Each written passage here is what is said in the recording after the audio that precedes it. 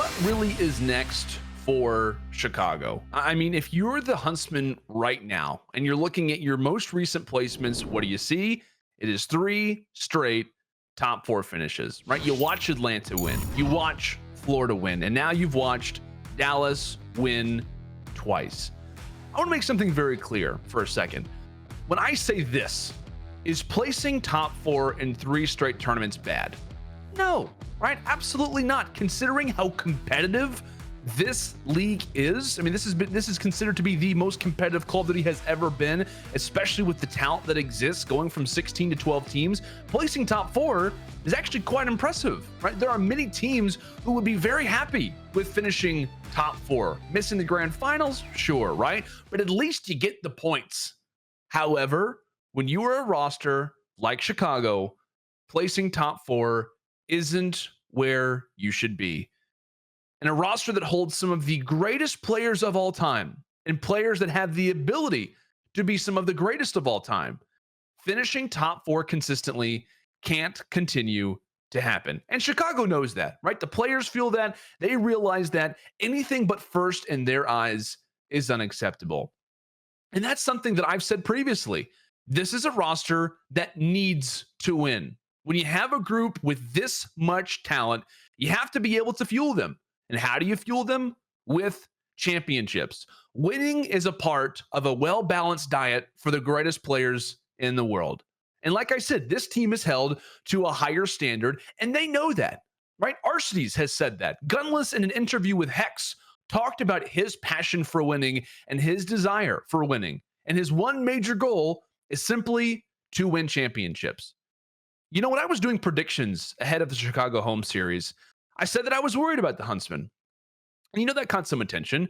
People asking, well, why would you be worried about a team that's only lost to Florida, right? This is the only team this roster has really struggled with is those darn Mutineers, right? They get hot and they end up taking down the Huntsmen in back-to-back tournaments. That's the only team, right? That's true, but it's the pattern, right? Not just in-game, but also out of game, right? The comments, the tweets, the interviews, it's all showing signs that this team isn't currently working together the way they should, right? This team isn't currently working the way that they were intended to work. And that's why I predicted them to lose 3-2 versus New York. A hot team with momentum, right? A roster that's gone under the radar. Not a crazy amount of teams knew, or rather people in the community knew too much about Mac. I've heard from multiple players. I heard from Attach especially, said this guy is good. Believe me. And you don't hear that all the time. You hear about guys like, hey, this guy's pretty good. But when you hear multiple professional players start to talk about this guy and the noise starts to get a little bit louder, you hear about the scrimmages, you hear about the difference that he's starting to make in the teams. And it obviously does help that he's online as well. We knew that the hype around this guy was legitimate. It was different than other players that we have seen most recently. I assumed Chicago would get caught off guard by New York. I assumed they couldn't rely on search and destroys anymore, right? The pattern of solo players going off, relying at times on Envoy, relying at times on Scump, on Arcides. It just can't last all the time, right? When you face off against really, really good teams, you can't rely on one player to always get you over the finish line. And that's why I predicted them to lose to New York, right? I had them beating London and to beat New York in the rematch, actually, because this team, they're not bad. Right? We all know this. I think people misinterpret me when I talk about Chicago, right? This team has some of the best talent in a roster we have ever seen. I assumed that they would figure it out versus New York, that they'd get out versus a solid London roster, and that they'd solve the issues ahead of the rematch with the subliners when they got a chance to see them again. And I had them actually playing better versus Dallas. I thought they'd catch more momentum. I had a 3-1 for the Empire. But Chicago in that series were simply outclassed. The Empire came into this match with a game plan, and it worked flawlessly, right? Chicago looked like they didn't know what hit them. In the vetoes, Chicago gets only one map that they hold an advantage on. And in terms of their prior match history, considering the fact that they have a 9-2 map win history versus this team, they get one map of which they have the advantage. They go for an off pick on Ramaz's hard point, one they historically don't play well on. They play a great S&D for Dallas in Gunrunner, the map that gave Dallas a Game 5 victory in the LA Championship. Both teams have dominated each other on Hackney Dom. Dallas most recently, when it came down to London, ended up taking down the Huntsmen 210 to 160. Chicago, I think in a previous LAN event as well, didn't look great when it came to the Hackney Dom either. They play hardpoint on Hackney for Game 4, which Dallas has won 4 straight times coming into this series. They've been relying on P5 to get them pretty much over the hump, and they've been doing it consistently. And they have an Arkalov Peak search and destroy, which I don't hate, but both teams were 1-1 versus each other. And in those 2 matches, the Huntsmen managed to grab their champion, or rather grab this map in around 11. When Dallas won it, it was 6 rounds to 1. I don't think the vetoes were the whole story by any means, but the maps laid the groundwork. The maps by no means helped Chicago in this fight, but it doesn't look like the same Chicago we saw to start the season, right? The fire they had at launch weekend was incredible, right? When they're coming at Dallas, the unbelievable consistency that they have leading into London, being the first CDL champions. And I understand that we're online now, right? When I talk about the fire that this roster used to have, right? I mean, as if it's been that long, but just in general, you have to realize that this team looks different now. It doesn't act the same way that it used to. And I get that we're online, but nonetheless, the role change, everything, it just doesn't look like the same team from the start of the season. Like I said, this is a team that is fueled by championships. And I mean that in the sense that they need titles to stay afloat, to keep composure. This team is close to running on empty. The London home series is coming up on 3 months old. Since then, the resume reads, in Atlanta, reverse sweep loss to Florida. A rival in FaZe manages to win the event. Dallas, a 3-1 loss, again to Florida. Mutineers go on to win the event. In Chicago, your homestand, you have 2 rivals that you're left to compete against, Dallas and Atlanta. You lose before you can take on the Atlanta FaZe. You make it out of your group, and you're left to face on your ultimate rival, the E Clasico 2.0, now here in the CDL. A team that you are 3-0 against on the year, 9-2 in maps against on the season, 5-0 against in hardpoint, and you get 3-0'd. And it was a convincing 3-0. Coming into this event, I said, wake up, Chicago, right? Wake up before it is too late. Wake up before you face off against some talented young rosters in your group. If you run up against FaZe and for when you take on the Empire, our city said it. We have players that aren't showing up to scrims on time. We have guys that are pretty much not awake for scrimmages. We aren't getting the greatest practice, right?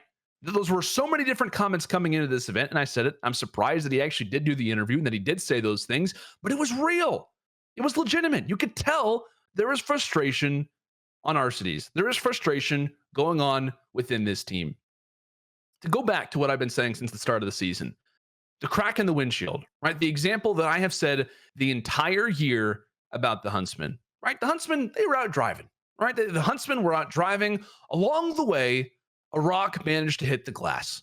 A word that was said, a scrim that didn't go their way, a tournament they thought they should have won.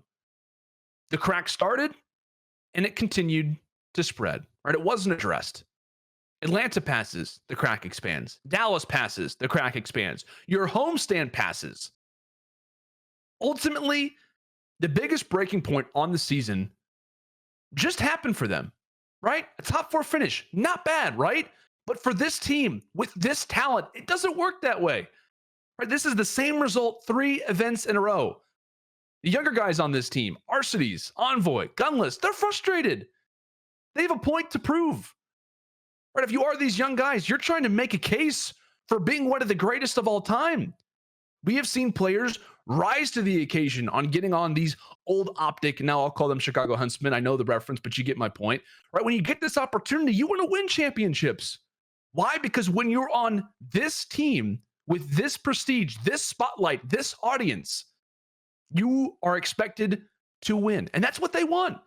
Because if they're able to win on this team, That is what will get them solidified in Call of Duty history forever. They had to watch Dallas, a roster that they have had all year long on their target, right? A team in the Empire that they have always relied on beating, glide past them in what is most likely their worst series to date. Chicago, until this series, had never been 3-0'd.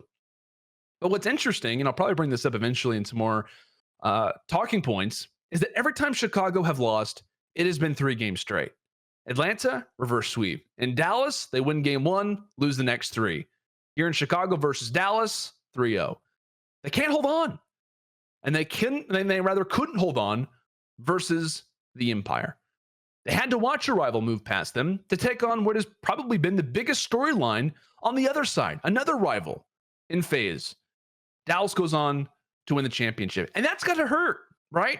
I said this at the start of the season for OGLA. It must really suck for these guys to see all of these teams that they were compared to at the start of the season begin to move past them. And I'm not comparing OGLA to Huntsmen in terms of performance, because those are absolutely and totally different situations. But the idea that you are watching other teams continue to elevate while you're pretty much staying stagnant, it hurts. It hurts to watch your rival beat you and to go on to win your homestand. So what's next for Chicago, right? I mean, really, what is happening with this team now? I mean, is it time to make the move everyone's been saying is coming for forever? I'll say this.